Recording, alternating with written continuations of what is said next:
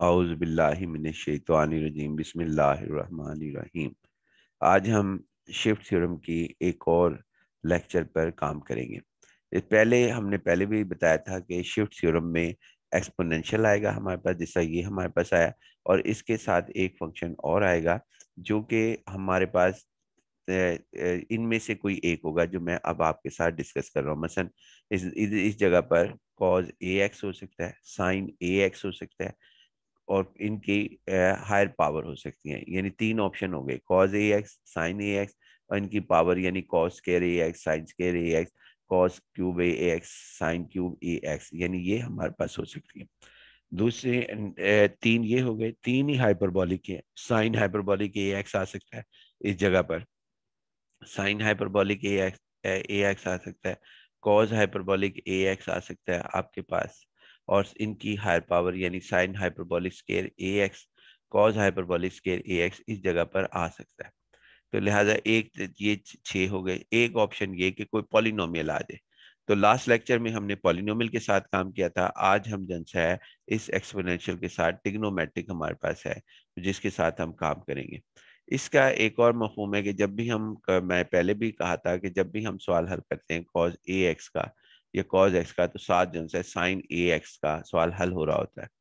तो इसी तरह अगर जब भी हम सवाल हल करें कॉज हाइपरबोलिक का, तो साथ ही हमारे पास साइन हाइपरबोलिक का भी क्वेश्चन हल हो रहा होता है। बिल्कुल लास्ट टू लाइंस जो सी हैं वो चेंज होती हैं। अब यहाँ पे आपने सबसे पहले इसको जो ऑक्सिलरी इक्वेशन लिखी। ऑक्सिलरी इक्वेशन हमारे पास क्या कहते हैं, यहाँ पर आ गई। इसमें ऑक्सिलरी इक्वेशन ये आ गई, D square plus 6d plus 5d plus 6 is equal to 0। इसके फैक्टर बनाए। फैक्टर हमारे पास जो है वो ये बन गए, आसान थे। से D square plus 3d plus 2d plus 6, फिर कॉमन ले लिया हमने, और यहाँ से कॉमन लेकर हमने इसके फैक्टराइजेशन कर ली, और फिर d इज इक्वल टू -2 हमने कर लिया, और d इज इक्वल टू -3 हमने कर लिया।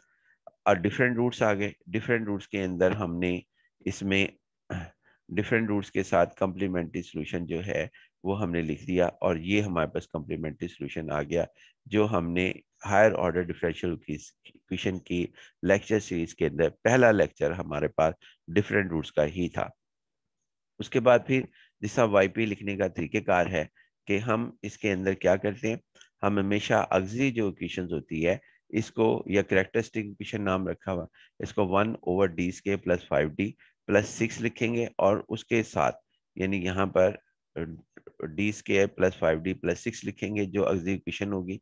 और साथ जो है ये राइट हैंड साइड ये हमारे पास e⁻⁻x कॉज एक्स, इसको हम यहाँ लिखेंगे जो भी राइट हैंड साइड होगी, चाहे ये 10 टर्म्स की हमारे पास हो।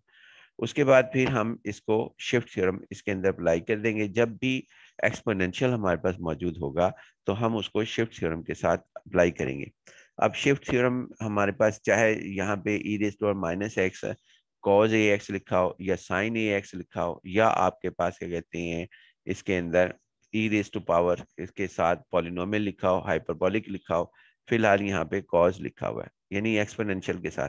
तो हमने पहले भी बताया था कि डी लिखें, डी के साथ, इस डी के साथ अगर यहाँ -1 है तो -1 लिख देंगे, अगर +1 है तो +1 लिख देंगे, और अगर यहाँ पे -2/3 है तो यहाँ -2/3 आ जाएगा, d -2/3 इस d के साथ लिख दिया जाएगा। और अगर यहाँ 2 अंडर रूट है तो d + 2 अंडर रूट होगा। अगर यहाँ पे +1 है यानी e⁻+1x, तो यहाँ पे +1 हमारे पास लिखा जाएगा।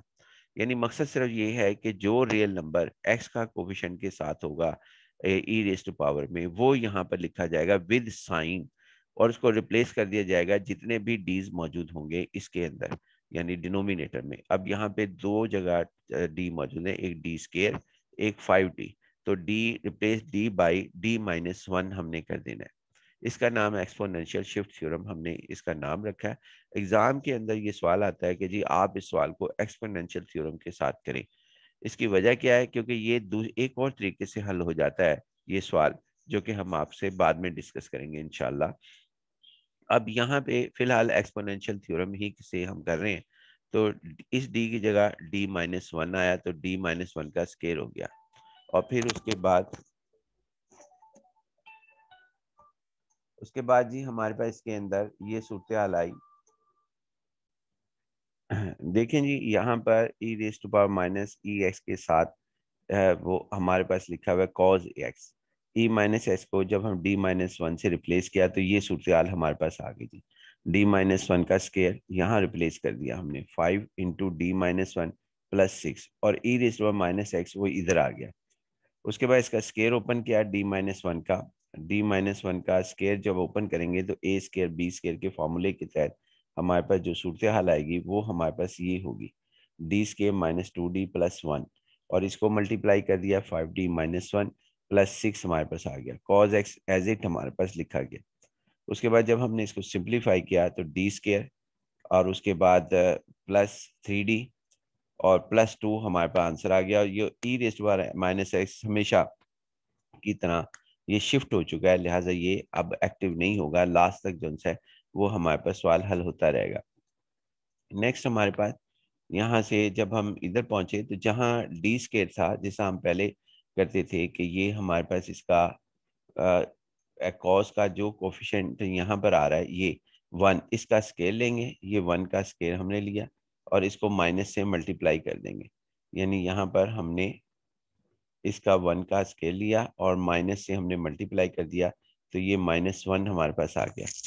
उसके बाद हमारे पास e raised to power minus x, आगे हमारे पास क्या कहते हैं, यहाँ पर D square is equal to minus one, यहाँ पर हमने इसको रिप्लेस कर दिया, जो कि ये सूरत हाल आ गई हमारे पास इस पॉलिनोमियल में। इसको इसको मज़ीद सिंप्लीफाई किया तो 3d, यानी इस सारे को हमने मज़ीद सिंप्लीफाई किया तो हमारे पास 3d प्लस टू आ गया।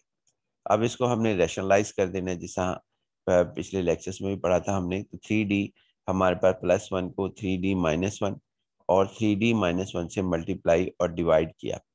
उसके बाद फिर हमारे पास क्या कहते हैं, इसमें आपके पास ये जो ए स्केयर माइनस बी स्केयर का फॉर्मूला बन गया हमारे पास, यानी ए स्केयर माइनस बी स्केयर का जो कि 9d स्केयर माइनस वन आ गया। और यहाँ पे इसकी इसकी ब्रैकेट को ओपन कर लिया, कॉज एक्स को मल्टीप्लाई करना नहीं कहना चाहिए, 3d ऑपरेट कर दिया, 3d कॉज एक्स और फिर माइनस वन से किया तो माइनस कॉज एक्स हो गया। उसके बाद फिर हमारे पास डी स्केयर की में फिर दोबारा हमने यानी इधर कॉज एक्स का यानी वन, वन का स्केयर और माइनस वन, वही प्रोसीजर फिर दोबारा अप्लाई किया। जब भी हमारे पास डी स्केयर या इसकी हायर पावर आएगी तो हम यही अप्लाई करते रहेंगे। उसके बाद यहाँ पे 9 माइनस वन हमारे पास आ गया, इसको सिंप्लीफाई किया तो हमारे पास जवाब जो था, इधर हमारे पास क्या हुआ, डी कॉज एक्स का डेरिवेटिव जो था वो माइनस साइन एक्स लिख दिया, ये minus cos x as it आ गया, 3 एज इट आपके पास आ गया, डिनोमिनेटर में माइनस वन आ गया और यहाँ पे माइनस वन बाई 10 आ गया। उसके बाद इसको सिंप्लीफाई किया तो वाई पी ये बन गया। अब वाई पी, वाई सी और वाई पी की दोनों वैल्यूज को हमने यहाँ पर रख दिया इसमें, तो हमारा सवाल यहाँ पे कंप्लीट हो जाता है जब हम इसको इसके अंदर रखते हैं। तो ये आंसर आया जी हमारे पास, A e raised y is equal to A e raised minus two x plus B e raised minus three x y C. आप पीछे जाके देख सकते हैं वीडियो को बैक करके। और 1/10 हमारे पास इसमें से माइनस कॉमन ले लिया था हमने, और 1/10 into 3 sine x plus cos x हमारे पास आ गया जी। इस तरीके से हमने इस सवाल को कंप्लीट किया। बाकी इंशाल्लाह नेक्स्ट लेक्चर में। अल्लाह हाफिज़, अस्सलाम वालेकुम।